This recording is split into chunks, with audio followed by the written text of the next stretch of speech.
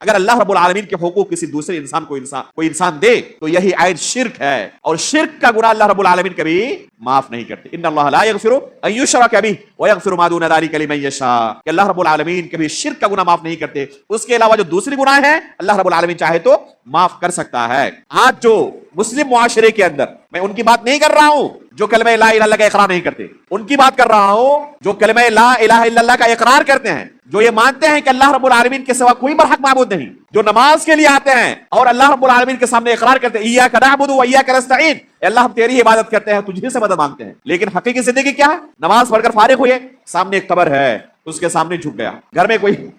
بیمار ہے، اللہ رب العالمین سے شفا طلب نہیں کر رہا ہے، فلاں بابا کے پاس جائے گا اور ان کی طرف سے کوئی تعویذ ملے گی جسے کندھے پر لٹکانا ہے، گردن پر لٹکانا ہے، یہاں تک کہ جن چیزوں کے بارے میں اللہ کے رسول صلی اللہ علیہ وسلم نے واضح الفاظ میں شرک کہا ہے، ان اعمال کو بھی انجام دینے سے یہ ہچکچاتے نہیں ہیں۔ من تعلق تمیمۃ فقد اشرک، اللہ کے رسول صلی اللہ علیہ وسلم کے صریح الفاظ ہیں کہ اگر کسی نے کوئی تعویذ لٹکایا اس نے شرک کیا۔ کسی بھی علاقے میں چلے جائیں آپ، مسجد کے اندر نماز پڑھنے والے مصلیوں کا جائزہ لیں، دیکھیں گے کتنے لوگوں کے ہاتھ پہ تعویذیں لگی ہوئی، کسی کے گردن میں اور کسی کے کمر میں تعویذ موجود ہے، اس لیے فلاں بیماری سے جوجھ رہا ہوں، فلاں بابا نے دیا، اس کے اندر کوئی غلط چیز نہیں ہو سکتی، وہ کوئی غلط عمل نہیں کر سکتے۔ حقیقت میں اگر دیکھا جائے ان تعویذوں کو کھول کر تو کیا نکلتا ہے؟ مدینہ طیبہ کے اندر دعوتی امور انجام دیتے ہوئے، خصوصاً بقیع الغرقد کا جو قبرستان ہے جہاں پر پوری دنیا سے لوگ جاتے ہیں زیارت کرنے کے لیے، اور وہاں پر صحابہ اکرام کے زمانے سے آج تک لوگوں کو دفن کیا جاتا ہے، تقریباً 10,000 صحابہ اکرام کی قبریں ہیں، زائرین جاتے ہیں اور وہاں پر بہت سارے بدعات و خرافات کو،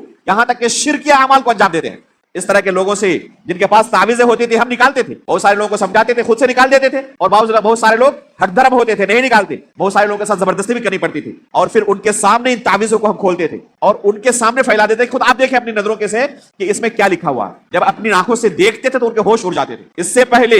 جنہوں نے تعویذیں دی ہیں ان کی نظر میں انتہائی مقدس پیر ولی بزرگ کی حیثیت، لیکن اپنی نظروں سے یہ دیکھ لینے کے بعد اس تعویذ میں کیا لکھا ہوا ہے، اگر توحید بالکل ختم نہ ہو گئی ہو تو وہ بندہ کبھی بھی اسے برداشت نہیں کر سکتا۔ کتنے لوگوں کو زاروں قطار روتے ہوئے دیکھا، وہاں پر بعض تعویذوں کے اندر واضح طور پر فرعون کا نام لکھا ہوا ہے، حامان کا نام لکھا ہوا ہے، نمرود کا نام لکھا ہوا ہے، بخت نصر کا نام لکھا ہوا ہے، ابو جہل کا نام لکھا ہوا ہے، جو اس دنیا کے اندر سرکشوں کے سردار تھے، کفار کے سردار گزرے ہیں، ان لوگوں سے ایک بندہ کیا کر رہا؟ اپنی مصیبت سے نجات طلب کر رہا۔ اگر کسی کے دل میں توحید موجود ہو تو گوارا کر سکتا ہے، اسی پر اس نے زندگی کے کتنے ایام گزار دیے۔ یہ آج معاشرے کے اندر شرک کے اس طرح کے اعمال بھرے پڑے ہیں، وہ معاشرہ جو اپنے آپ کو مسلمان کہتا ہے اور ہمیشہ اس کی زبان پر شکایت رہتی ہے کہ اللہ رب العالمین کی طرف سے ہمارے اوپر مدد کیوں نہیں آتی، کبھی اپنے اعمال پر بھی ہم نے غور کیا کہ ہمارے اعمال ایسے ہیں کہ اللہ رب العالمین کی طرف سے ہمارے اوپر مدد آنی چاہیے؟